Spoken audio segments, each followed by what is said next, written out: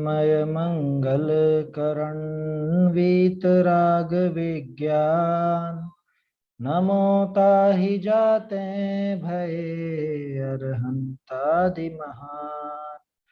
करि मंगल करि हो महाग्रंथ करण को काज। जाते मिले समाज सब पावे निज पद राज।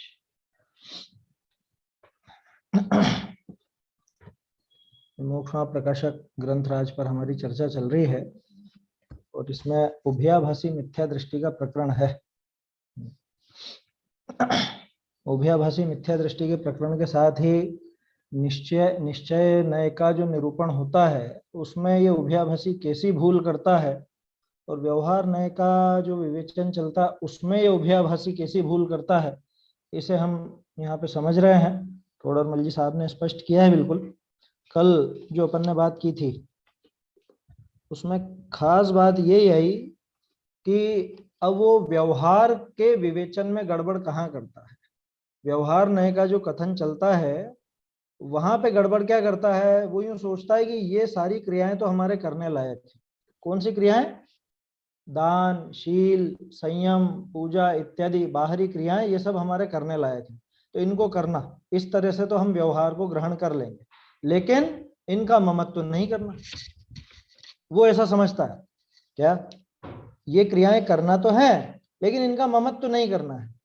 सुनने में बात ऐसी अच्छी भी लगती है कि हाँ भाई काम तो कर लो लेकिन उसका ममत्व मत करो, जबकि वास्तविकता यह है कि जिस भाव को स्वयं का करने लायक मानेगा, जिस भाव का कर्ता स्वयं को मानेगा, उसका ममत्व कैसे नहीं करेगा? ममत्व तो होगा ही होगा वहां पर। बात समझ में आ रही है? क्या कहा था टोडरमल जी ने, क्या कहा उससे कि भाई अगर तू करता नहीं, दो कंडीशन है, या तो तू करता है या तू करता नहीं। अगर तू करता है तो ममत्व कैसे नहीं करेगा उसमें, और अगर करता नहीं है तो मुझको ये करने लायक है ऐसा भाव कैसे किया, है ना। दोनों बातें पकड़ी थी ना टोडरमल जी ने उसकी, कि अगर तू इनका करता नहीं है तो तू ऐसा कैसे कहता है कि ये भाव मुझे करने लायक है अथवा हमको ऐसा काम करना चाहिए। व्यवहार नय का ग्रहण करने के लिए, व्यवहार नय को, उसके कथन को सही सही पकड़ने के लिए ये सारी क्रियाएं करनी चाहिए, ऐसा कैसे कह सकता है अगर करता नहीं है तो इन क्रियाओं का। और अगर इनका करता है तो फिर इनसे ममत्व कैसे नहीं करना, ये बात कहां से ले आए कि ममत्व नहीं करना? ममत्व होगा ही होगा अपने आप। करता है तो वो कर्म तो अपने आप हो गया तेरा, और जो कर्म है उससे अपने आप कर्ता कर्म का संबंध बनेगा, ममत्व बनेगा ही बनेगा। इसलिए ये बात झूठी है कि वो काम तो करना लेकिन उसका ममत्व नहीं करना। ठीक है। निश्चय नय और व्यवहार नय के ग्रहण के संबंध में ये दोनों तरफ से मतलब ऐसी गड़बड़ करता है। निश्चय नय की बात को तो कैसा पकड़ा था इसने, और इधर व्यवहार नय की बात को कैसे पकड़ रहा है। दोनों को बिल्कुल विपरीत चलता है। निश्चय नय की बात में तो ऐसा समझता है कि ये सारी बातें हम सोच ले में और ऐसा निश्चय नय का ग्रहण हो गया, अपने आप ही ग्रहण होता है। व्यवहार नय की बात में सोचता है कि ऐसा काम कर ले में तो व्यवहार नय का ग्रहण होगा, और सोचता है कि दोनों से मोक्ष मार्ग हो जाएगा, है ना। ये गड़बड़ स्वाध्यायी जीव की है। स्वाध्याय करने वाला ये सोचता है कि मुझे निश्चय को भी नहीं छोड़ना है, मुझे व्यवहार को भी नहीं छोड़ना है, क्योंकि जिनवाणी दोनों रूप है। और ग्रहण कैसे करता है? ग्रहण इस रूप में कर लेता है जो यहाँ पे भूलें बताई है। तो निश्चय संबंधी जो भूल करता है वो उभयाभासी, वो अपन पहले देख चुके। व्यवहार संबंधी भी एक भूल तो आ गई। अब जो पिछले पेज पर आपको वो बताया था कि ये निश्चय नय के कथन का सही सही अभिप्राय है ना, सही समझ वाला जो पैराग्राफ अपन ने देखा था, ऐसे ही व्यवहार नय के संबंध में सही समझ कैसी होती है वो यहाँ पे अब दिखा रहे हैं। ये पैराग्राफ अपन पढ़ते हैं, है ना। पेज नंबर 255 निकाल लीजिए अगर पुस्तक है तो, और हस्तलिखित प्रति में तो 325 है। देखिए तो कैसे है ना, यहाँ पे ये बात आएगी। सो ऐसी मानिते भ्रम है। ठीक है, तो कैसे है माने वस्तु स्वरूप कैसा है, व्यवहार नय को कैसा ग्रहण करना, व्यवहार नय जो बता रहा है उसका क्या आशय समझना। यहाँ बहुत सुंदर व्यवस्था है। जैसे आपने वो निश्चय नय वाले पैराग्राफ में अपन ने पॉइंट्स निकाले थे, अलग अलग पॉइंट्स बनाए थे, ऐसे यहाँ पे भी पॉइंट्स बना सकते हैं। देखिए एक एक चीज बताएंगे। है ना। शुभ का क्या करना, अशुभ का क्या करना, शुद्ध का क्या करना, ये तीनों चीजें यहाँ पर बताएंगे। बाह्य व्रताधिक है, देखो पहले तो ये समझ लो, व्यवहार ने जो कथन करता है वो किन किन बातों का करता है। एक तो वो जो बाहरी क्रिया हो रही है उसका, ठीक है। बाहरी क्रिया के अलावा उससे संबंधित जो हमारे शुभ भाव हो रहे हैं, है ना। एक तो मैंने पूजा करी बाहर में, और एक उस पूजा करने के भाव हुए। जैसे ये भी अपन स्वाध्याय सुन रहे हैं, ये तो बाहरी क्रिया हो गई, और वो स्वाध्याय सुनने का जो शुभ भाव हुआ वो, ये सब व्यवहार के विषय में है। व्यवहार ने इन सब का कथन करता है। तो इनको कैसा क्या समझना, इनको कौन है इनका कर्ता, किसमें होते हैं, किसकी ये क्रिया है, ये सारी व्यवस्था यहाँ पे टोडरमल जी अपने को बता, है ना। बाह्य व्रताधिक है, बाह्य व्रताधिक माने वो शरीर की क्रिया, ठीक है। बाह्य व्रताधिक है सो तो शरीर आदि पर द्रव्य के आश्रय है। ये तो पर द्रव्य के आश्रय से, पर द्रव्य का आप करता है नहीं, ताते तिस विषय कर्तृत्व बुद्धि भी न करनी और तहा ममत्व भी न करना। पिछले पैराग्राफ से ही चल रही है बात, क्योंकि वो कह रहा था ना कि ये काम तो करेंगे लेकिन इसका ममत्व तो नहीं करेंगे। तो पहले तो भैया ये समझ ले कि तू क्या कर सकता है और क्या नहीं कर सकता, तथा किसमें ममत्व करना और किसमें ममत्व नहीं करना, ये सारी बात यहाँ पे समझा रहे हैं टोडरमल जी। सबसे पहले वो बाहरी क्रिया कहाँ पे हो रही है, कि वो तो शरीर की क्रिया है। उसका कर्ता कौन है, कि उसका कर्ता तो शरीर ही है। वो जो आप पूजा करके आए ना, चावल इधर से इधर चढ़ाए हैं, उसका कर्ता कौन। या ये जो किताब के पन्ने आप पलट रहे हो, या जैसे ये मैं बोल रहा हूं, ये आप सुन रहे हो, ये इसका कर्ता कौन, इसका कर्ता तो शरीर ही है। आया समझ में, ये पुद्गल का काम है। ये जो आवाज आपको सुनाई दे रही है, ये जो चित्र आपको दिखाई दे रहा है, ये सारा पुद्गल का कार्य है। वो आवाज भाषा वर्गणा का काम है, ये जो नजर आता है आहार वर्गणा का काम है, पुद्गल की ही है ना सारी वर्गणाएं। तो ये सारा का सारा जो कुछ बाहर का काम चल रहा है, भले ही उसको अपन धर्म कहते हो व्यवहार से, है ना। यात्रा करने में आप इधर से उधर गए तो शरीर से गमन हुआ ना, मंदिर गए, दर्शन किए, हाथ जोड़े, ढोक दी, है? या स्वाध्याय कर रहे हैं तो ये, या शरीर की क्रिया और कैसी, जैसे आज भोजन नहीं करना, आज उपवास है, आज व्रत है, आज ये है, आज वो है, ये सारी जो क्रिया करते हैं, ये क्रिया किसकी है, पुद्गल की। ठीक है, स्पष्ट है। फिर से, बाह्य व्रताधिक है माने बाहर की क्रिया है, सो तो शरीर आदि पर द्रव्य के आश्रय है। किसके आश्रय से होती है वो क्रिया, वो द्रव्य जो आप चढ़ाते हो पूजन में, वो किसके आश्रय से, वो सारा का सारा शरीर के आश्रय से, है ना। पर द्रव्य, शरीर माने पर द्रव्य, पर द्रव्य ही है ना कि स्व है। अभी ये भी क्लियर करके रखें दिमाग में, क्या शरीर स्व है कि पर है, स्पष्ट पर द्रव्य है ना। पर द्रव्य के आश्रय है, पर द्रव्य का आप करता है नहीं। पर द्रव्य का करता हम है क्या, अरे पड़ोसी की रसोई के करता हम है क्या, पड़ोसी के घर में जो खाना बना उसको बनाने का करता कौन, पड़ोसी के घर में जो खाना खाया गया उसका करता कौन, ये कौन है, ये भी तो पड़ोसी है फिर। तो इस पड़ोसी के यहाँ कुछ भी हुआ, इसका करता कौन, कि ये पड़ोसी कौन है, कि पुद्गल है, तो इस पुद्गल का करता पुद्गल। आया समझ में, ये भेद विज्ञान यहाँ पे पहले ही खड़ा कर दिया। बाह्य व्रताधिक हैं सो तो शरीर आदि पर द्रव्य के आश्रय है ना। बाहर जो व्रताधिक होते हैं शरीर के आश्रय से ही किए जाते हैं। अरे व्रत किया, उपवास किया, क्या किया इसमें ये बताओ, ये खाना नहीं खाया, भूखे रहे, तो ये भूखा रहना, ये भोजन करना, ये किसकी क्रिया है, आत्मा की। आत्मा भोजन करता है? कितना भोजन किया आज तक आत्मा ने, कितना ग्रहण कर लिया, कितने किलो का हो गया आत्मा है। कि आत्मा न तो भोजन करता है, तो जब भोजन नहीं करता तो भोजन छोड़ता भी तो नहीं ये आत्मा। भाव तो कर रहा है ना, अभी भावों की बात नहीं कर रहे हैं, अभी बाहर की क्रिया की बात कर रहे हैं, भाव पे भी आएंगे अभी अपन। जो ये बाहर की क्रिया हो रही है, हाँ, उसका भाव करने वाला तो अंदर से है, जब तो बाहर अभी की उसकी क्रिया हो रही बात करेंगे, यही कह रहा हूं मैं। है। व्यवहार अच्छा। 3-4 जगह पे अपन देखेंगे। सबसे पहले वो बाहरी क्रिया को पकड़ा, बाहर से ही नजर आ रहा है ना, धीरे धीरे अंदर जाएंगे।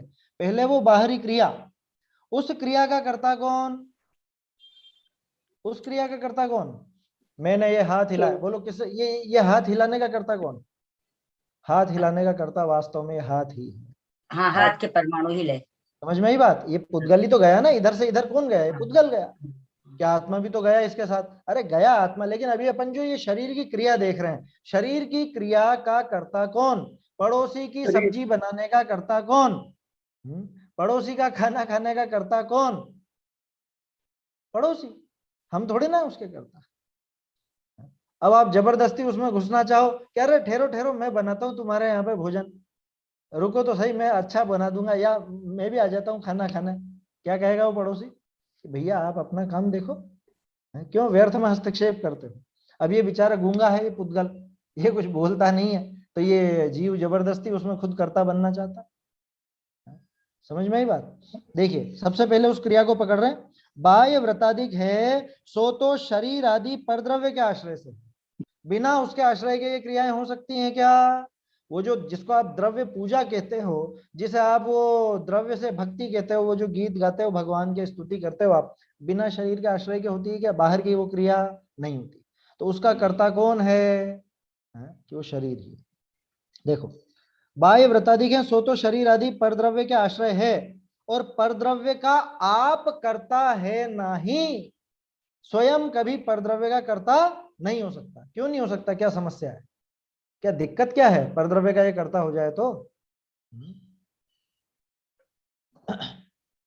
एक द्रव्य दो द्रव्यों की क्रिया का कर्ता नहीं हो सकता, ये नियम है। ये अगर परद्रव्य की क्रिया का करने लग जाए, ये परद्रव्य की क्रिया का कर्ता हो जाए, तो इसकी क्रिया का कर्ता कौन होगा? है? जीव अगर इस पुद्गल की क्रिया को करने लग जाए तो इस जीव की क्रिया कौन करेगा? फिर कोई दूसरे को बुलाओ इसकी क्रिया को करने के लिए। अथवा अगर ये दूसरे की क्रिया का कर्ता हो सकता है तो दूसरे भी इसकी क्रिया के कर्ता हो सकते हैं। फिर तो चक्कर पड़ जाएगा। क्या चक्कर पड़ेगा? फिर तो कोई भी इसको मोक्ष जाने से रोक लेगा। कोई भी अभी सिद्धों को यहाँ पे नीचे बुला लेगा कि चलो हमारी मर्जी है, हम तुम्हें अभी संसार में भेजते हैं, जाओ तुम संसार में। है? अगर एक द्रव्य दूसरे द्रव्य का कर्ता हो जाए ना तो ये चक्कर पड़ेगा सबसे बड़ा। क्या? फिर तो जीव अगर इस शरीर का कर्ता हो जाए तो ये शरीर भी फिर जीव का कर्ता हो जाए। फिर ये शरीर कहेगा अरे कहाँ छोड़कर जाते हो मुझे, यहीं रहो मेरे पास। है? इतना बढ़िया, मैं तो परम उदारिक हूँ। जब सिद्ध दशा होने वाली होती है उसके पहले तो परम उदारिक हो जाता है ना शरीर। अब ये शरीर रोक लेगा इसको। प्रश्न है क्या कुछ आपको? वर्धमान भैया आवाज नहीं आ रही आपकी, माइक चालू करो। हाँ, ये शरीर मतलब बाह्य क्रिया का कर्ता शरीर है। हाँ, तो बाह्य क्रिया का मतलब शरीर की क्रिया का। हाँ, शरीर की क्रिया का कर्ता हाँ, जैसे शरीर है, तो हाँ बिना ठीक है। आत्मा के सहयोग से भी ये शरीर कैसे क्या कर पा रहा है, कैसे कर पाएगा? कैसे कर पाएगा? बढ़िया सवाल है। देखो है ना, बिना आत्मा के कैसे कर पाएगा? ये बताइए हाँ, कि इसमें प्रकृति में इतने सारे काम होते हैं, बहुत से अपने आप जिसमें कोई जीव नहीं है।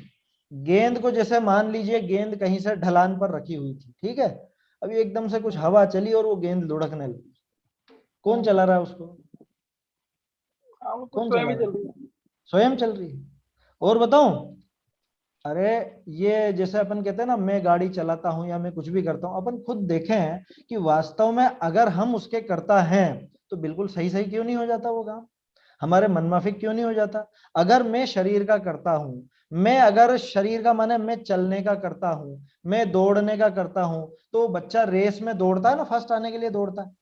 सारे बच्चे फर्स्ट क्यों नहीं आ जाते? सारे के सारे फर्स्ट आने के लिए दौड़ रहे हैं और सोच रहे हैं कि मैं सबसे तेज दौड़ूं, लेकिन दौड़ते दौड़ते बीच में गिर जाता है। क्या हुआ? ये सिग्नेचर भी हम दो एक जैसे नहीं कर पाते। नहीं कर पाते। आप ही के सिग्नेचर है ना, हाँ। उसके बावजूद आप कहेंगे मैंने करा मैंने करा मैंने करा। लो करके बताओ, ऐसा कैसे ही वापस करके बताओ। बैंक वाले भी समझते हैं कि हाँ हल्का फुल्का तो आ ही जाता है अंतर, है ना। तो वास्तव में वो शरीर की क्रिया का कर्ता शरीर ही है, आत्मा नहीं है। ये चीज तो अपने को बहुत आसानी से समझ में आ जाती है। कैसे आ जाती है? वो सिकंदर ने ये संदेश दिया, वो गामा पहलवान ने ये संदेश दिया, क्या कि आखिर में अब वो मक्खी बैठी है उसकी नाक पर और मक्खी नहीं उड़ा सकता। कौन? विश्व विजेता गामा पहलवान। मक्खी बैठी है नाक पे, कर लेवे ना, उड़ा लेवे ना। मैं शरीर का करता हूं, मैं हाथ को इधर मोड़ता हूं। किसने मोड़ा? मैंने मोड़ा है? मैं अगर मोड़ता हूं तो इधर मोड़ के क्यों नहीं बताता? इधर मोड़ के बता। तब कहेगा इधर मुड़ता नहीं है साहब। इधर मुड़ता नहीं है तो यूं बोलना कि इधर मुड़ जाता है। न्याय की बात है ना, नीति की बात है। तो भाई जब अगर तू कहता है कि मैं मोड़ता हूं तो मोड़ के बता ना, पीछे की तरफ मोड़ के बता, क्यों नहीं मोड़ता? तो साफ नजर आता है कि ये इधर मुड़ जाता है, इसमें ऐसी योग्यता है, और कदाचित किसी के ऐसी योग्यता हो शरीर में, वो शरीर की ऐसी योग्यता हो इधर मुड़ने की, तो इधर भी मुड़ जाएगा। आपका मान लीजिए किसी का एक्सीडेंट हो और हाथ मुड़ जाए, वो फ्रैक्चर होकर के इधर होना होगा तो इधर भी हो जाएगा। अब बोलो कौन है उसका करता? वास्तव में जीव शरीर का करता नहीं है। ये अपने को पग पग पर परख लेना चाहिए। कैसे परखें? कि भाई जब आपके अनुसार काम नहीं होता ना, उस समय भेद ज्ञान चलाना चाहिए। तो मैंने तो सीधे सीधे चलने के भाव किए थे, ये फिसल क्यों गया मैं फिसल क्यों गया? मैंने तो सीधे सीधे चलने के भाव किए थे ना, अच्छा दौड़ने के भाव किए थे ना, फिर गिर क्यों गया? कि गिरने की योग्यता इस शरीर की थी तो स्वयं गिरा। तो क्या आत्मा नहीं गिरा उसके साथ? गिरा, बिल्कुल गिरा है, क्योंकि दोनों का एक क्षेत्र होगा, संबंध है ना, तो वो तो साथ साथ ही जाए। अरे डब्बा गिरा है तो डब्बे के अंदर रखी हुई वस्तु भी तो साथ ही गिरती है? समझ में आई बात? लेकिन दोनों का परिणमन बिल्कुल स्वतंत्र है, बिल्कुल न्यारा न्यारा है। ऐसे यहां समझना चाहिए कि वास्तव में ये जो शरीर की क्रिया हो रही है, बाह्य व्रताधिक है, सो तो शरीर आदि परद्रव्य के आश्रय से है, और परद्रव्य का आप करता है नहीं। न्याय से विचार कीजिए, एक द्रव्य दूसरे द्रव्य का करता हो जाए तो फिर तो विश्व में पूरी की पूरी गड़बड़ी गड़बड़ फैल जाएगी। फिर तो एक दूसरे के सब करता हो जाएंगे, फिर जीव कभी मुक्त नहीं हो पाएगा। क्यों? ये कर्म बांधे रखे, ये कर्म कह रहे हैं अभी अभी नहीं जाने देंगे, वो पूरे होंगे तो भी नहीं जाने देंगे। या जो मुक्त हो चुके हैं, सिद्ध बन चुके हैं, उनको कर्म पकड़ लाएंगे कि चलो थोड़े दिन और नीचे चलो, वापस से घूम के आते हैं। कैसी विचित्र व्यवस्था हो जाएगी, एक द्रव्य अगर दूसरे द्रव्य का कर्ता हो जाएगा। तो ये तो अपन कभी भी घटित कर सकते हैं। शरीर का कर्ता वास्तव में जीव हो तो बीमारियां क्यों हो? अभी तो स्पष्ट दिख रहा है ना।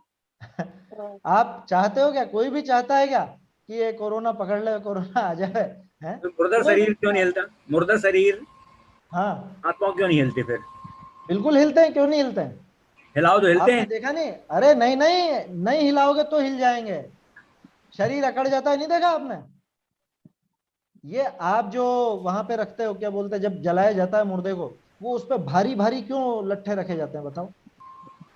क्यों रखे जाते हैं? वो अकड़ के ऐसा हो जाता है, बैठ जाते हैं कई बार मुर्दे ऐसे कैसे, वो अकड़न के कारण। वो शरीर की क्रिया है, वो शरीर में ऐसी योग्यता है कि वो सिकुड़ भी सकता है, वो फेल भी सकता है, जो भी उसका होना है वो हो सकता है। इसीलिए तो आप क्यों रखते हुए बताओ ना, उसके ऊपर वजन क्यों रखा जाता है, भारी लकड़ी क्यों रखी जाती है सीने पर? क्योंकि वो मुर्दा ऐसा ऐसा हो जाता है, वो अकड़ के कारण अकड़ जाता है, मुर्दा हिल जाता है अपना आप, कोई बड़ी बात नहीं है। हड्डियों में, शरीर में, उसमें संकुचन विस्तार ये सब हुआ करता है, नहीं, देखा होगा आप। वैसा मूवमेंट नहीं होता जैसा जिंदा में होता है। जिंदा का कैसा मूवमेंट और मरे का कैसा मूवमेंट? अपन नींद से ऐसे उठते हैं, ठीक है, ये पलंग पे सोए हुए हैं, ऐसे उठ गए, वो मुर्दा भी ऐसा कैसा उठ गया, उसमें क्या मूवमेंट में अंतर? और बताऊं, उसमें कोई व्यंतर आदि प्रवेश करके उसको नचाना चाहे तो नचा दे, बोलो। अब आप कह दोगे वो तो व्यंतर ने करा, अरे व्यंतर का निमित्त है ना, बाकी अगर उसमें योग्यता नहीं होती तो वो कर सकता था क्या ऐसा? आया समझ में? उसमें खुद में योग्यता नहीं हो तो वो काम नहीं हो सकता। मछली को पानी चलाता है या नहीं, है ना? बाल बोध पाठमाला भाग 2 पाठ 6 द्रव्य वाला पाठ है, धर्म द्रव्य की परिभाषा। उसमें चलने की योग्यता है, इसलिए पानी निमित्त है। अगर पानी चलाता हो तो वहां पे जो पत्थर पड़े हुए, वो चट्टाने पड़ी हुई हैं, है ना, चट्टाने अंदर भी है, पहाड़ ऐसे समुद्र के अंदर, देखा हो तो, मतलब अगर आपने उसके बारे में पढ़ा हो तो उनको क्यों नहीं चला देता वो पानी? उनमें योग्यता नहीं चलने की। पानी अगर चलाता तो सबको ही चला देता ना, जमीन को क्यों नहीं चला दिया पानी ने? मछली को ही क्यों चलाता? मछली को भी नहीं चलाता। मछली में योग्यता है चलने की तो वो पानी उसमें क्या है परिभाषा? निमित्त बनता है, सिर्फ निमित्त। और इष्टोपदेश में क्या लिखा आचार्य देव ने, पूज्यपाद देवनंदी स्वामी ने? गते धर्मास्ति कायवत, कि सारे के सारे निमित्त कैसे हैं? गते धर्मास्ति कायवत, कि जैसे गमन करने में धर्म द्रव्य सिर्फ निमित्त बनता है, कुछ कर नहीं सकता, ऐसे ही दूसरे जो अपन कहते हैं कि इसने इसका ऐसा कर दिया, एक द्रव्य ने दूसरे द्रव्य का कुछ कर दिया, वो सिर्फ और सिर्फ निमित्त बनते हैं। तो ये जो अपन कह रहे हैं ना, कह रहे अपन कर रहे हैं, ये सिर्फ निमित्ताधीन कथन है ना, अपने भाव होते हैं और किस्मत से शरीर की ऐसी योग्यता भी हो जाती है, तो हम कहते हैं हमने कर दिया। मुझे चलने की इच्छा हुई और किस्मत से शरीर का ऐसा गमन भी बन गया, तो अपन कह देते हैं मैं चला। मुझे दौड़ने की इच्छा हुई, है ना, जीव को दौड़ने की इच्छा हुई और शरीर का वैसा परिणमन हो गया, एक स्थान से दूसरे स्थान पर तेज गति से गमन हो गया, तो हम कह देते हैं कि मैं चला, मैं दौड़ा। और फिसला जब क्यों नहीं कहता कि मैं फिसला है? मैंने दांत तोड़ा लिए खुद के, ऐसा क्यों नहीं कहता है? कह रहे वो तो टूट गए, जैसे वो टूट गए वैसे ही समझना कि यह चल गया, यह दौड़ गया। कौन? ये शरीर। जीव के, अरे अपन ने पढ़ा है दूसरे और तीसरे अधिकार में, स्पष्ट देखा तो था। जीव की क्रिया है उसमें शरीर निमित्त बन जाता है, शरीर की क्रिया है उसमें जीव के भाव निमित्त बन जाते हैं। ये तो निमित्त नैमित्तिक संबंध है, लेकिन इससे कर्तृत्व की सिद्धि नहीं होती, क्योंकि अगर उसको कर्ता मानो तो पूरी तरह से वो द्रव्य उसके अधीन हो जाए, उसके अधीन हो जाए, उसके अलावा हर प्रकार का कार्य करे ना, फिर वो करके बतावे। जैसा अभी अपन ने बात की, मैंने हाथ हिलाया, तो इधर इधर हिला के बता ना, इधर क्यों नहीं हिलता? और अभी स्पष्ट देख तो रहे हैं, मैं क्यों स्वस्थ नहीं बना रह पा रहा हूं? अगर मैं शरीर का करता हूं तो शरीर को स्वस्थ बनाए रखूं। ये कमर दर्द क्यों हो जाता है, ये पेट दर्द क्यों हो जाता है, ये सिर दर्द क्यों हो जाता है, कर लूं ना मैं ठीक। या जिसके जो भी रोग हो जाए वो क्यों हो गया, वो कोरोना को निकाल दो ना बाहर जिसके घुस गया है। आया समझ में? तो वास्तव में वास्तविकता है ये कि ये शरीर का कर्ता नहीं हो सकता, शरीर की क्रिया का कर्ता ये होता नहीं है। देखिए ये पैराग्राफ बहुत जबरदस्त है और समझने लायक है। व्यवहार किस तरह से कथन करता है ना, जो व्यवहार से उपदेश दिया जाता है, भैया पूजा करो, भैया स्वाध्याय करो, भैया आप ये धर्म मार्ग में लगो, मोक्ष मार्ग में आगे बढ़ो, व्रत तप शील संयम इत्यादि का पालन करो, ये सब जो कहा जाता है इसका आशय क्या, क्या करें और क्या नहीं करें, या क्या हम कर सकते हैं, या क्या हमारी क्रिया है, ये बता रहे हैं टोडर में, है ना। तो इनके साथ बाहरी शरीर, वो शरीर की क्रिया का संबंध भी है। तो क्या कह रहे हैं कि बाहरी जो व्रतादिक हैं सो तो शरीर आदि पर द्रव्य के आश्रय हैं, ठीक है। अब इसमें क्या करना, इसका क्या सिस्टम है कि पर द्रव्य का आप करता है नहीं, पर द्रव्य का करने वाला खुद नहीं है, स्वयं उस पर द्रव्य में कुछ भी कर्तृत्व नहीं रखता, कुछ नहीं कर सकता। तो क्या करना फिर? अब देखो तीन बातें। पहली बात क्या, पहला हिस्सा इस लाइन का क्या है, व्रतादि किसके आश्रय से? शरीर के आश्रय से। दूसरी बात, शरीर के आश्रय से तो खुद उसका करता है या नहीं है? बिल्कुल भी नहीं है। ये तो हो गई वस्तु व्यवस्था। अब मुझे क्या करना, ताते तिस विषय कर्तृत्व बुद्धि भी न करनी और ममत्व भी नहीं करना। न तो तू उसमें कर्तृत्व बुद्धि रख, न तू उसमें ममत्व। किसमें? शरीर की क्रिया में, ठीक है। वो जो बाहर में उपवास किया, व्रत किया, पूजा की, भक्ति की, ये स्वाध्याय की, पन्ने पलटे, ये पढ़ा, ये बोला, इसका न तो तू करता है, इसलिए न इसमें कर्तृत्व बुद्धि रख और ना ही इसमें ममत्व बुद्धि। ये पहला बिंदु। अगला देखिए, अब जो थोड़ी देर पहले आप पूछ रहे थे ना, वो शुभ भाव, उस शुभ भाव का क्या? तो पहला बिंदु हुआ बाहरी क्रिया का। बाहरी क्रिया किसकी? कि बाहरी क्रिया बाहरी वस्तुओं की। अगर शरीर वाला है तो शरीर की, बाहरी किसी और वस्तु की है तो और वस्तु की, ठीक है ना। गाड़ी चलाने का करता कौन है? कि गाड़ी तो ड्राइवर चलाता, कि दे दो गाड़ी उसको बिना पेट्रोल डाले डीजल डाले, चलावे वो। कि नहीं पेट्रोल चलाता है गाड़ी, पेट्रोल से चलती, कि पेट्रोल भरा पड़ा है गाड़ी में क्यों नहीं चल रही है? कि नहीं वो दोनों मिल जाते हैं ना तब चलती है। कि वो दोनों मिल जाते तब ठुक कैसे गई, एक्सीडेंट कैसे हो गया है? तो वास्तव में ड्राइवर के भावों का करता है ना। उसका शरीर, वो जो हाथ पांव चलाने का, उसका जैसा परिणमन होना वो उसका करता है, पेट्रोल का करता है, और वो गाड़ी की। थोड़े दिन पहले मैंने आपको एक उदाहरण दिया था, छत्तीसगढ़ का किस्सा आया था 1.5 साल पहले, है ना। वो संभाल के रखी हुई थी मैंने कटिंग। तो उसमें क्या बताया था, वहां पे वो वैज्ञानिक भी आश्चर्यचकित हैं, खोज कर रहे हैं। वो चढ़ाई है ना। आप कह सकते हो कि बिना पेट्रोल के भी गाड़ी चल सकती है, ढलान पे चल सकती है। अरे ढलान छोड़ो, वो चढ़ाई पे चढ़ रही है गाड़ी और वो बहुत तेज दौड़ रही है, तो उसको रोकने के लिए वो रिवर्स गियर लगा रखा है उसने, कोई गियर लगा रखा है, फर्स्ट गियर या रिवर्स गियर। उसके बावजूद वो गाड़ी सरकती जा रही है ऊपर ऊपर की तरफ। पढ़ा था कि नहीं पढ़ा था आप लोगों ने? छत्तीसगढ़ का किस्सा है ये। मैंने पढ़ा था। हाँ, पिछले या पिछले के पिछले साल आया था। पिछले साल तो नहीं आया, पिछले के पिछले साल जरूर आया था, अखबार में आया था। वहां कोई ऐसी जगह थी, वो वैज्ञानिक सोच रहे हैं यहाँ क्या हुआ, गुरुत्वाकर्षण का क्या हुआ, बहुत तेज है कि क्या है, वो खींची जा रही है गाड़ी अपने आप। अब बोलो कौन है, पेट्रोल गाड़ी पेट्रोल चलाने का करता है कि ब्रेक रोकने का करता है कि वो क्या है, क्लच लीवर वगैरह जो भी सब, ये उसको चलाने के रोकने के करता है कि वो व्यक्ति चलाने रोकने का करता है कि पेट्रोल डीजल रोकने का करता है कि कुछ नहीं। अच्छा चलो ये तो हो गई इसकी बात, ये तो पहिए थे इसलिए चल गई। पत्थर, पत्थर भी चल जाते हैं, है ना? अरे ढलान नहीं, बिल्कुल समतल जमीन पर। नहीं पढ़ा आपने? कहाँ का किस्सा है वो? नेब्रास्का का कौन सा है, अमेरिका में कौन सा था वो, है ना? हाँ, पत्थर सीधे हाँ बिल्कुल एक सीध में वो लोग आश्चर्यचकित होते हैं कैसे गमन होता है इनका, न तो उसमें कोई जीव है, कुछ भी नहीं है। हाँ, वो अपना आप धीरे धीरे धीरे धीरे उनका गमन होता है। आज आपको यहाँ दिखेंगे, कल आपको थोड़ी दूर 10 मीटर दूर या जितना भी है वो दूरी का मुझे पता नहीं, इतनी दूर वहां पे आपको गमन करते हुए दिख जाए। ऐसी बहुत सारी रहस्यमयी जगह है जिनका वैज्ञानिकों के पास भी जवाब नहीं है। उसका जवाब जैन दर्शन के पास है कि वो पत्थर में क्रियावती शक्ति है तो वो पत्थर गमन कर सकता है। इच्छा है क्या उसकी? इच्छा विच्छा कुछ नहीं है, उसकी योग्यता है।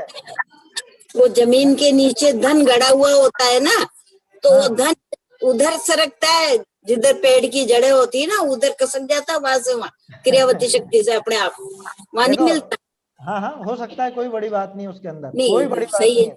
है। आप कह सकते हो कि वो तो पेड़ की जड़ों ने हिला दिया होगा, क्योंकि जड़ें तो हिलती रहती है ना। नहीं नहीं, वो अपने आप कसक गया। मैं जिस जगह की उदाहरण दे रहा हूँ वहां तो कोई पेड़ भी नहीं है ना, बिल्कुल रेगिस्तान जैसी जगह, और वहां पे वो पुद्गल इधर से उधर गमन कर रहा है कि नहीं कर रहा? बिल्कुल अपनी क्रियावती शक्ति से, अपनी क्रियावती शक्ति से। पुद्गल में वो सही। क्रियावती शक्ति है और धर्म बिल्कुल द्रव्य सही। रेगिस्तान में टीले के टीले। आपको आज जो फोटो खींचोगे कल आपको वो जगह ही नजर नहीं आएगी, बिल्कुल गायब।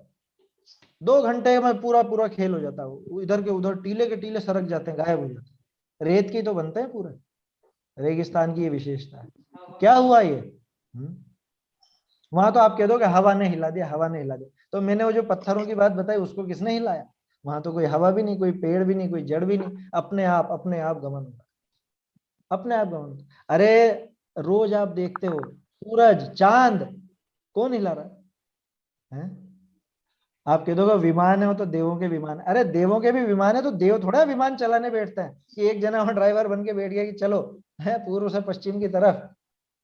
अपने आप वो सारा काम होता है। इतने ये सब जो तारे वगैरह हैं, ये सब है, खगोलीय घटनाएं होती हैं, ये क्या है? ये अपने आप वस्तु व्यवस्था ऐसी है, उनमें योग्यता है इस तरह के गमन करने की, तो अपने आप वो गमन होता है। खैर ये तो सब बहुत दूर दूर की बातें हो गई।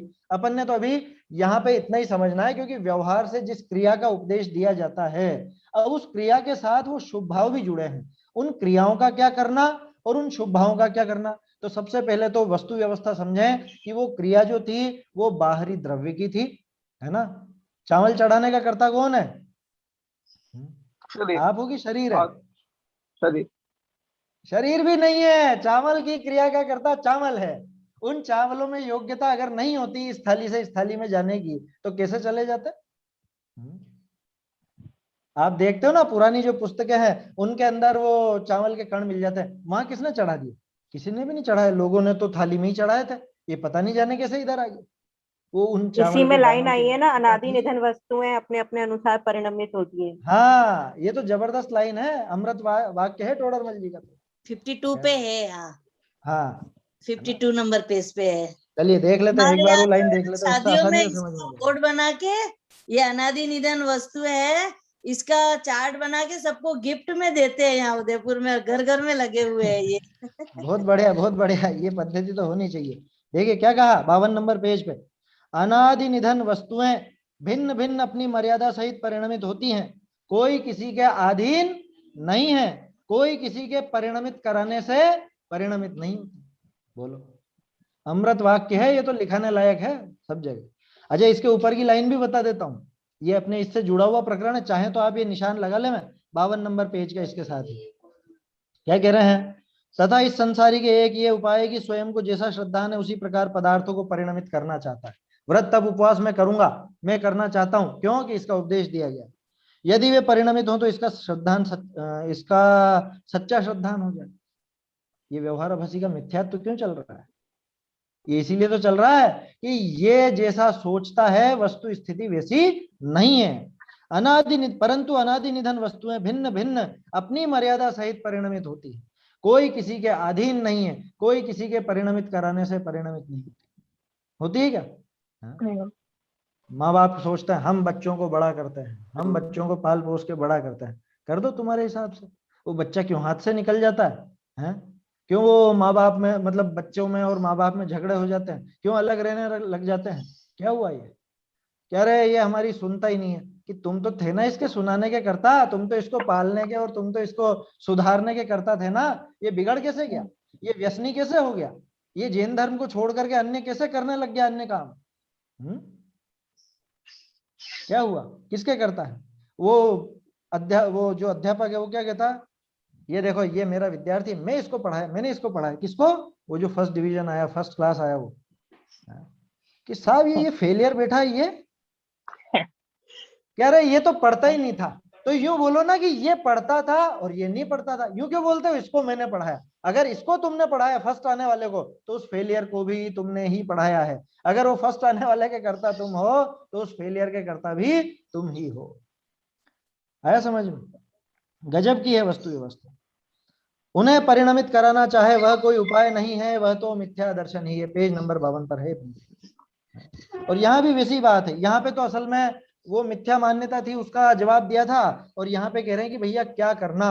वो वस्तु व्यवस्था जो चल रही थी, क्या कहा? बाह्य व्रतादि के वो तो शरीर आदि परद्रव्य के आश्रय हैं। और परद्रव्य का कर्ता कौन है? ये परद्रव्य का कर्ता परद्रव्य। उद्गल का इस शरीर का कर्ता शरीर, उन चावलों के कर्ता वो चावल, इस पुस्तक की कर्ता ये पुस्तक। समझ में आई बात? ये बोलने का कर्ता, बोलने का कर्ता कौन? भाषा वर्गणा है ना। जो आवाज है ये किससे बनी हुई है? ये भाषा वर्गणा की बनी हुई। तो ये भाषा वर्गणा का कर्ता ये भाषा वर्गणा। अरे मैं बहुत अच्छा बोलता हूँ, मैं बहुत सुंदर गाता हूँ, बहुत मीठी आवाज में गाता हूँ। ये क्या हुआ? गला कैसे खराब हो गया है? गला बैठ कैसे गया? तू तो बोलने का करता है ना। अब बोल। हमारे यहाँ पे थे एक, बहुत बढ़िया गाते थे, बहुत अच्छा गाते थे वो, है ना। जैन तो नहीं थे, अजैन थे। आवाज बहुत अच्छी थी, लेकिन बाद के आखिरी के 8-10 साल में आवाज चली गई। वो कोशिश करते खूब ऐसे बोलने की कोशिश करते, आवाज ही नहीं निकलती अंदर से। ये क्या हो गया? ये सारा गुमान चकनाचूर हो जाता। तो क्या करना कि परद्रव्य का स्वयं कर्ता नहीं है, तो क्या करें कि उसका कर्ता भी मत बन, उसकी कर्तृत्व बुद्धि मत कर, और उसमें ममत्व भी नहीं करना। पिछले पैराग्राफ में बात आई थी ना कि काम तो कर लो लेकिन ममत्व मत करो। यहाँ टोडरमल जी कह रहे हैं तू काम भी नहीं कर सकता, ममत्व तो करना ही नहीं है उसमें, तेरी कर्तृत्व बुद्धि भी उसमें नहीं चलेगी। चलिए आगे बढ़ते हैं। शरीर की क्रिया हो गई। अब वो जो क्रिया थी शुभ क्रिया, जिसको व्यवहार से धर्म कहा था, वो कब धर्म कहलाती है? जब उसके अनुसार अंदर में शुभ भाव भी हो। कोरे ऊपर से वो द्रव्य चढ़ा दिया आपने, उसका नाम पूजा थोड़ी ना। आपके मन में वो भक्ति के भाव उमड़े तभी जाकर के वो पूजा कहलाएगी ना। कोरी मैंने रीडिंग लगा दी ऐसे करके, है जैसे बहुत से दूसरे लोग पढ़ते हैं ना कि हाँ हो गई स्वाध्याय, इसका नाम स्वाध्याय। अंदर में वो भाव हो, अंदर में वो शुभ भाव बने, तब जाके बाहर में वो कहलाती है स्वाध्याय, तब जाके वो बाहरी क्रिया स्वाध्याय नाम पाती है। ठीक है, तो अब उस शुभ भाव की तरफ देखते हैं। वो क्या है? बहुरी व्रताधिक विषय ग्रहण त्याग रूप, दोनों ही चीजें होती है। किसी चीज का ग्रहण किया जाता है, किसी चीज का त्याग किया जाता है। तो व्रतादि में व्रत माने नियम होता है। व्रत का अर्थ वो नहीं होता, ज्यादातर लोग व्रत समझेंगे कि आज तो साहब व्रत है, मतलब आज एक टाइम खाना है, उसी का नाम व्रत रख रखा है लोगों ने। व्रत का अर्थ होता है नियम, कैसा भी नियम हो सकता है। तो क्या कह रहे हैं? बहुरी व्रताधिक विषय ग्रहण त्याग रूप अपना शुभोपयोग, शुभोपयोग होता है ना शुभोपयोग उसके साथ।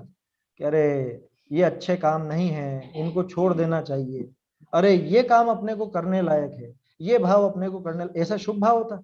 जैसे अपन ने जाना कि आलू प्याज इत्यादि ये सब जमी कंद है, इसमें बहुत बहुत जीवों का घात होता है, तो उन जीवों वो मेरे जीव हैं, तो मैं उनका घात क्यों करूं, मैं ऐसा दोषपूर्ण काम क्यों करूं, तो फिर वो विचार आता है अपन वो छोड़ो, अरे छोड़ो छोड़ो छोड़ो। तो अंदर में वो शुभ भाव भी हुआ तो बाहर में अपने आप वो क्रिया बनी, वो छोड़ने का हुआ। ग्रहण करने का कि अरे बहुत समय निकल गया, अपना कुछ उपयोग लगा नहीं यहाँ पर, अपना कुछ काम का, तो काम का मतलब अपने हित की बात तो अपन ने समझी नहीं, जीवन निकलता जा रहा है, एक काम करें कुछ स्वाध्याय वगैरह का नियम लें, कुछ स्वाध्याय करें रोज। अब तो ऐसा जो विचार बना, ये ग्रहण करने का शुभ शुभ उपयोग। दोनों उदाहरण देख लिए अपन ने, त्याग का और ग्रहण।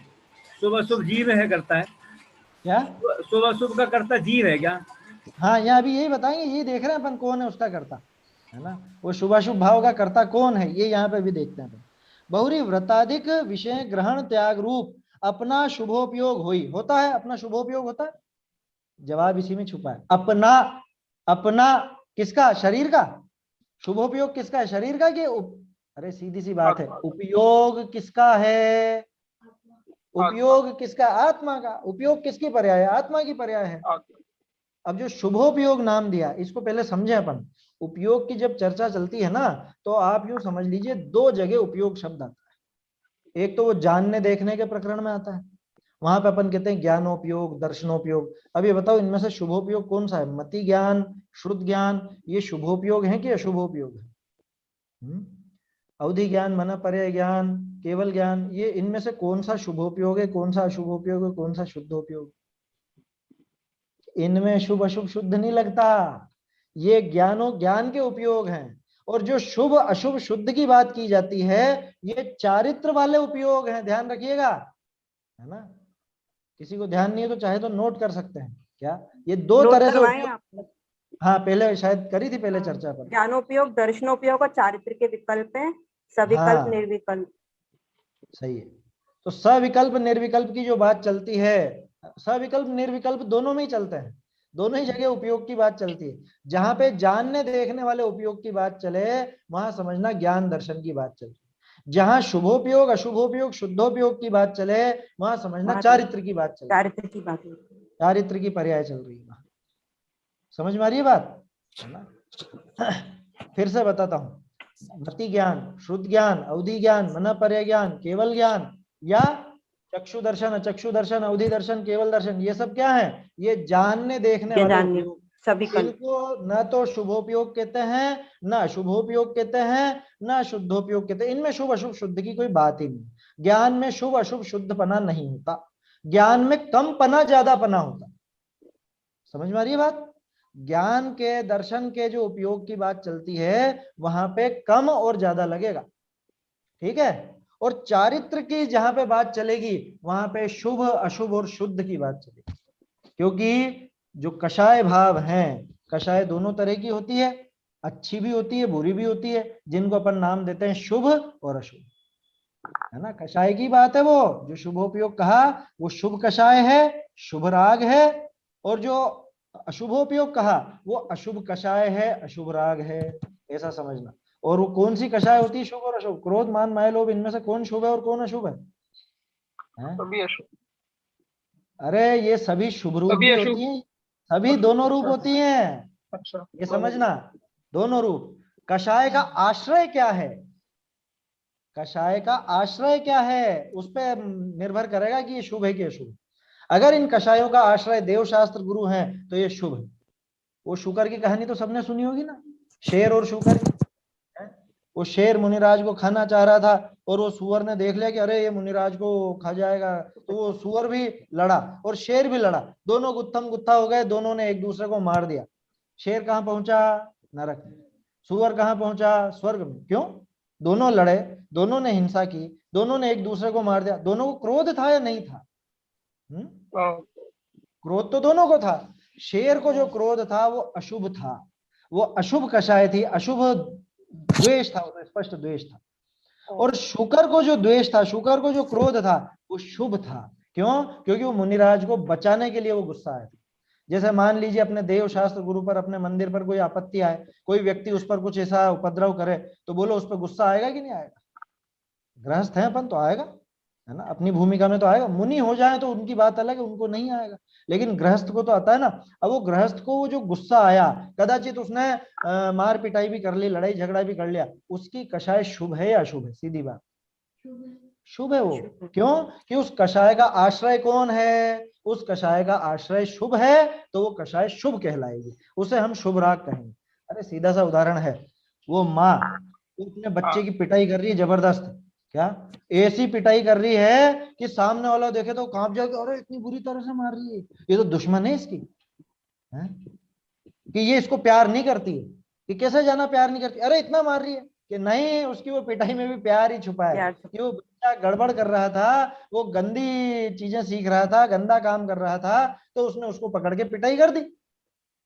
अब बोलो सुधारने का भाव है ना, तो असल में उस पिटाई के पीछे कौन छुपा हुआ है, प्रेम या शत्रुता? वो माँ का प्रेम ही है जो उसकी पिटाई करवा रहा है। आया समझ में? वो बच्चे की पिटाई माँ के प्रेम के कारण। अब वो बोलो वो पिटाई प्रेम रूप है कि वो शत्रुता रूप है, क्या कहेंगे उसको? और दो दुश्मन, यानी दुश्मन जो लड़ते हैं आपस में, वो भी एक दूसरे को चांटे मारे, तो वो उनकी जो लड़ाई है वो प्रेम रूप है कि दुश्मनी रूप है? ये भी चांटे मार रहे हैं और ये माँ भी चांटे मार रही है, लेकिन आप इसके चांटे मारने को तो प्रेम कह रहे हो, और वो एक दूसरे को चांटे मार रहे हैं उनको दुश्मनी कह रहे हो। वहां स्पष्ट द्वेष इधर भी है, इधर समझ लेना वो शुभ वाला, उधर अशुभ वाला उदाहरण है। माँ का भी कोई शुभ नहीं कहलाएगा, शुभ तो तभी कहलाएगी कषाय कि जब उसका आश्रय शुभ। अगर वो उसका आश्रय देवशास्त्र गुरु के प्रति राग वाला है, देवशास्त्र गुरु के प्रति समर्पण वाला है, तो वो शुभ। समझ में आई बात? और शुभ अशुभ है। हाँ, मैं कह रहा हूँ उनसे केवल देवशास्त्र गुरु के प्रति जो कसाई होती है वही शुभ और अशुभ होती है। जैसे दो व्यक्ति किसी सही और गलत के लिए लड़ रहे हैं, हाँ, और सही और गलत के लिए लड़ रहे हैं, तो जो जैसे सही वाले की कसाई वो तो गलती होगी, या वो भी शुभ और सही अशुभ? सही का मतलब क्या? लौकिक का सही कह रहे हो आप कि धर्म का? लौकिक का सही। जैसे देखो न्याय नीति के लिए भी अगर कोई वो इस तरह से करता है ना, अब उसका विषय वास्तव में वही सोचना पड़ेगा कि वहां पे कषाय बढ़ाने के लिए वो काम किया जा रहा है कि कषाय घटाने के लिए, या उस काम से हिंसा बढ़ रही है या घट रही है। जैसे आपको एक उदाहरण देता हूं, एक व्यक्ति है जो कत्ल खाना चलाता है, ठीक है, कत्ल खाना चलाता है, कैसे चलाता है? पूरा न्याय नीति से। मेरी बात समझ में आ रही है? न्याय नीति का अर्थ कि वो बराबर सरकार को टैक्स पूरा भरता है, पूरी ईमानदारी से, व्यापार में एक पैसे की बेईमानी नहीं करता, व्यापार में व्यापार उसका पूरा नीति से करता है, एक पैसे की बेईमानी नहीं, सरकार का टैक्स पूरा चुकाता है। बोलो वो सही है या नहीं? सरकार की नजर में तो वो एक नंबर का काम है, एक नंबर का ही कहते हैं ना, जिसने टैक्स चुकाया वो एक नंबर का, एक नंबर। है?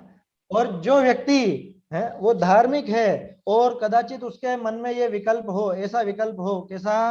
अरे ये टैक्स का पैसा भी सरकार में जाएगा, और ये सरकार वो मछली पालन में, मत्स्य पालन में, पालन क्या होता है, मारण होता हो, तो मुर्गी पालन, मत्स्य पालन या ये कत्ल खानों में इनमें सब्सिडी दे देती है, ये हिंसक चीजों में काम में लेती है। इस भावना से वो टैक्स नहीं देता, इस भावना से, ध्यान रखना, और कोई भावना नहीं कह रहा हूं मैं, लोभ की वजह से नहीं कह रहा हूं, क्योंकि ऐसे भी हैं जीव, आया समझ में? इस तरह के भी होते हैं, इस तरह का भी विचार रहता है कि भाई ये पैसा तो सारा का सारा अगर सरकार को देंगे अपन, तो ये सरकार तो वहां लगाएगी, तो वो टैक्स बचाने की कोशिश करता है, टैक्स से छुपाने की कोशिश करता है, बचाने की, कैसे भी कि टैक्स नहीं देना पड़े ऐसा काम करता है। तो आप क्या कहोगे उसको? उसकी मूल भावना पे जाना पड़ेगा। हाँ, वो अभिप्राय क्या है, खास मूल अभिप्राय पे जाना, मूल अभिप्राय को पकड़ना पड़ेगा। आया समझ में? अभिप्राय वहां पे पकड़ में आ जाए तो वो अपने को स्पष्ट हो जाएगा कि ये भाव कैसा है ना, ये शुभ है कि अशुभ है कि क्या बात है। तो लौकिक दृष्टि से तो गलत है वो, लेकिन परमार्थ की दृष्टि से सही है। भाई लौकिक रीति से सही गलत का निर्णय कैसे होगा? क्योंकि बहुत सी चीजें ऐसी हैं जो आपके अपने अपने देश में गलत कहलाएंगी, दूसरे देश में सही कहलाएंगी। उदाहरण के तौर पे सट्टा अपने यहाँ पे इलीगल है, आप सट्टा नहीं लगा सकते हो, इलीगल है। साउथ अफ्रीका में वो लीगल है, आप लगाओ जी भर के, कोई दिक्कत नहीं सरकार को। बोलो बहुत से ऐसे ऐसे देश हैं जहां पे वो, अब क्या कहें, देखो वो वेश्यावृत्ति को भी लीगल कर रखा है उन्होंने। बहुत से देश, अपने जैसे देश है वहां पे बैन है, क्या कहेंगे उसको? जहां अपन रह रहे हैं वहां की बात करेंगे बस। नहीं नहीं नहीं, ऐसा नहीं। तो उससे पुण्य पाप का कैसा हिसाब लगेगा? वो यहाँ करोगे तो पाप और वहां करोगे तो पुण्य, ऐसा होगा क्या? भाई पाप तो सभी जगह पाप ही रहेगा, पुण्य तो सभी जगह पुण्य ही रहेगा। इसलिए वो जो बात अभी कही वर्धमान ज्ञान, अभिप्राय उसका देखना पड़ेगा। उसके अभिप्राय की खोट देखनी पड़ेगी, अंदर जो वो शुभ या अशुभ या उसके प्रति जो चिपकाट है वो देखनी पड़ेगी, ऐसा समझना चाहिए। ये वो लौकिक दृष्टि से गलत है, धार्मिक दृष्टि से सही है। तो क्या कहें, हम तो सीधे सीधे हम नहीं जानते लौकिक और धार्मिक, अपन तो सीधा कहें क्या करना है या नहीं, वो काम करना है या नहीं, क्या काम नहीं। करेगा आखिर में। भाई एक चीज को तवज्जो देनी पड़ेगी, ये उभयाभास जैसा काम हो जाएगा कि लौकिक दृष्टि से सही है और धार्मिक दृष्टि से गलत है, ऐसा यहाँ पे उभयाभास नहीं पालना है अपने को, आया समझ में। भाई जो चीज धार्मिक दृष्टि से गलत है वो तो हर तरह से गलत है, वो कैसे अपन करेंगे या कैसे उसका अनुमोदन किया जाए, भले ही अपनी भूमिका में वो पाप होते हों। जैसे उदाहरण के तौर पे अभी अपन हरित काय भी खाते हैं, है ना, हरित काय मतलब हरी सब्जियां वगैरह, अभक्ष की बात नहीं कर रहा हूँ जमीकंद आदि की, लेकिन हरी सब्जियां भी वास्तव में तो खाने लायक थोड़ी ना है, जीवों का घात तो उसमें भी है। भला तो यही है कि जल्दी से जल्दी ये भी छूटे। ब्रह्मचारी रायमल जी थे ना, उनका सुना आपने, आजीवन हरित काय का त्याग था, आजीवन, बचपन से ही वो ब्रह्मचारी थे, एक तो बाल ब्रह्मचर्य ले लिया था और एक हरित काय का आजीवन त्याग था, नहीं खाई उन्होंने। रायमल जी टोडरमल जी के साथी है ना, उनकी बात कर रहा हूँ। तो हरित काय में भी दोष तो है। तो अब ये बताओ, अपन खाते हैं, ठीक है, अभी अपन खाते हैं, खाते ही जो जो भी भक्ष है, लौकी गिलकी वगैरह, तो क्या मैं वो खाने का उपदेश दूं? अपन तो दूसरा और काम भी करते हैं, व्यापार आदि भी करते हैं, ये सब भी दूसरे भी जो भी काम है वो सब करते हैं, तो क्या उसका उपदेश दिया जाएगा कि ये उचित है? हाँ हाँ करने लायक है, करने लायक बिल्कुल नहीं। आया समझ में? ये तो मजबूरी में हो रहा है, अभी गृहस्थ दशा में बैठे हैं, यहाँ पर विकल्प आते हैं तो वो काम हो जाता है, लेकिन वास्तव में देखा जाए वास्तविकता क्या है कि करने लायक नहीं, ये काम भी छोड़ने लायक है, ये बिल्कुल भी अपने करने लायक नहीं। आया समझ में? चलिए देखिए समय हो रहा है अपना, ये शुभ भाव का क्या करना, इनका ममत्व करना या नहीं, इनका कर्तृत्व करना नहीं। अब यहाँ टोडरमल जी दिखा रहे हैं, बहुरी व्रताधिक विषय ग्रहण त्याग रूप अपना शुभोपयोग होई, सो अपने आश्रय है, ताका आप करता है, ताते तिस विषय कर्तृत्व बुद्धि भी माननी और तहा ममत्व भी करना। लो कितनी कड़क बात कह दी। अभी तो अध्यात्म पढ़ने वालों को थोड़ा सा अटैक सा आ जाए क्या, अध्यात्म पढ़ने वालों को माने वो जिसने सही सही ग्रहण नहीं किया उसको, पूरी ऊपर ऊपर से बातें कर लेता है। टोडरमल जी ने पकड़ा ना निश्चयाभासी में, ये उभयाभास के निश्चयाभास में क्या कह रहे हैं, देखो बिल्कुल उससे तुलना करके देखो। ऊपर क्या कहा था, वो व्रतादि के वो किसके आश्रय थे, वो शरीर आदि पर द्रव्य के आश्रय से, आदि आदि लगा दे, शरीर आदि पर द्रव्य के आश्रय से। ये शुभ भाव किसके आश्रय से है, ये अपने आश्रय से, ये आत्मा के आश्रय से है।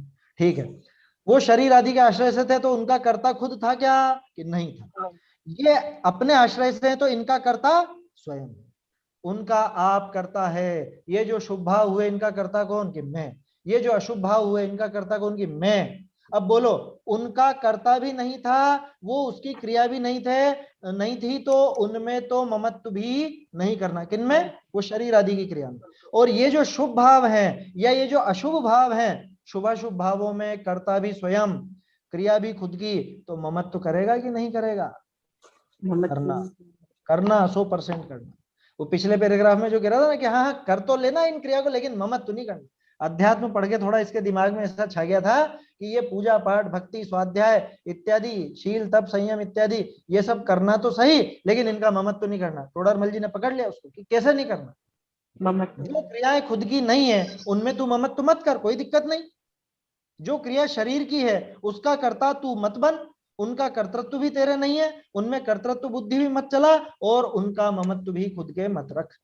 लेकिन जो ये शुभ भाव अशुभ भाव हो रहे हैं ये तो तेरे ही भाव हैं, ये कोई शरीर के भाव नहीं है, इनका कर्ता भी तू ही है और इसीलिए इनका ममत्व भी तेरे ही मत है। आया समझ में? इधर तो अशुभ भाव करता रहे या शुभ भाव भी करे और कहेगी नहीं नहीं नहीं नहीं मैं करता नहीं हूं इनका, मैं इनका करता नहीं हूं, ये अभक्ष खाने का करता मैं नहीं, ये पूजा करने का करता मैं नहीं। दोनों उदाहरण ले लिया मैंने, अशुभ और शुभ का। क्या दोनों का ही करता नहीं बनना चाहता कि नहीं, वो क्रिया का करता तो तू भले ही नहीं है, लेकिन ये जो शुभ भाव या अशुभ भाव हुआ है इनका करता तो तू ही है, तू भी तुझे ही है। थारो ही अपराध चूक तो, है ना, आगे की पंक्ति बाद में काम आएगी, कर्म अचेतन अंधो तो थारो ही अपराध चूक, तो जितना भी ये तेरा ही है ये, इसलिए ममत्व भी करना। देखिए बात अधूरी रहेगी अपनी, है ना, इसको तो देखेंगे, कल देखेंगे अपन। समय हो गया है अभी, ये पैराग्राफ आप पढ़ के रखिए, है ना, और अभी तो अधूरा ही हुआ है। अब शुभोपयोग का करना क्या, इनमें ममत्व तो नहीं करना, वो सारी बात तो समझ ली, लेकिन सिस्टम क्या है, ये काम आएगा कि नहीं आएगा, अब ये भी तो देखना है ना अपने को।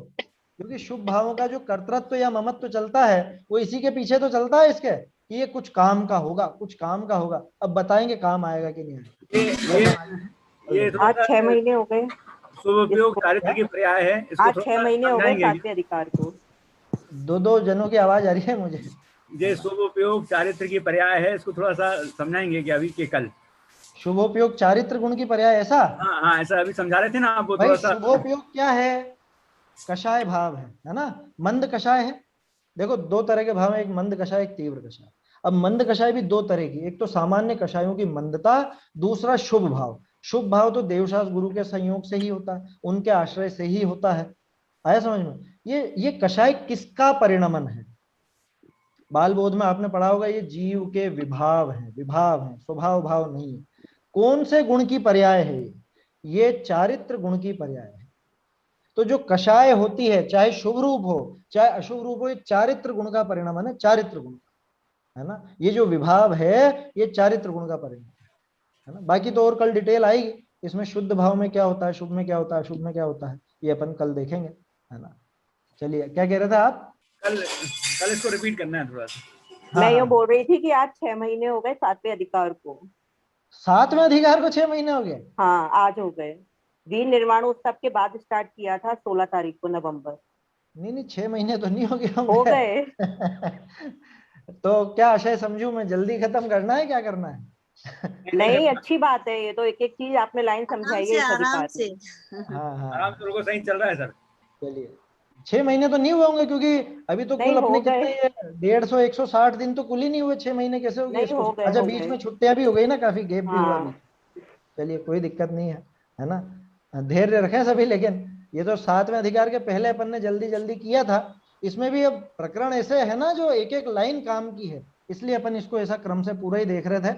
आगे देखेंगे 8वें 9वें अधिकार में, अगर जल्दी करना होगा तो वहां देखेंगे अपन, है ना। नहीं, मैं तो ऐसे ही बोल रही हूँ, बहुत सही चल रहा है, एक एक लाइन क्लियर हो रही है। नहीं नहीं करना, नहीं जल्दी ठीक नहीं है, करना है, कोई जल्दी नहीं करना है, समझ के करना है।